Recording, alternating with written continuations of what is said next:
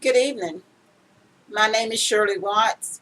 This evening we will be talking about the cognitive therapy in the case of Sylvia.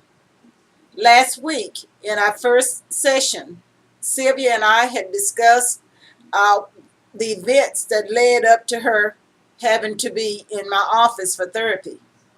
Sylvia, a single mom, a top level executive with a very stressful job that worked long hours, was involved in a car accident about 6 months ago. In this car accident, she hurt her back, and after hurting her back, the doctor prescribed pain medication for her. Sylvia, the doctor also recommended that she take off work. But at the time, Sylvia, again being a single mom, was unable to take off work for financial reasons. She was also unable to, she didn't have any support with anyone, is what she's saying, getting her daughters back and forth to school and to the different activities that they were in. So Sylvia, in order to cover up the pain, had become more and more dependent upon the pills that she was taking. And at the time, the turning event in her life was when she was stopped by a patrolman for driving under the influence. And also at the time that she was stopped, her two daughters, aged 5 and 6, were in the car with her.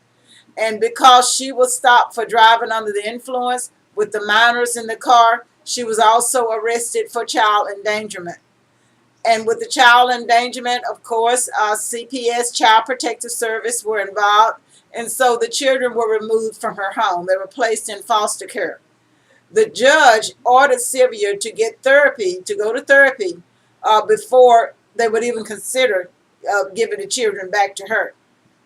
So our purpose is to find out why Sylvia felt that she could not ask, even though she had family, even though she had friends, even though the kid's father is in the picture, why did she felt she had to do all this on her own and she could not ask anybody for help.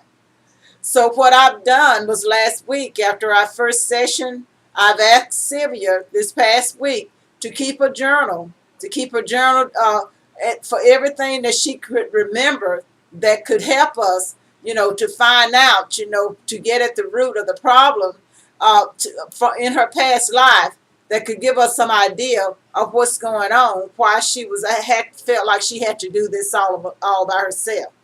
So today, where Sylvia is coming in. Good evening, Sylvia. How are you doing today?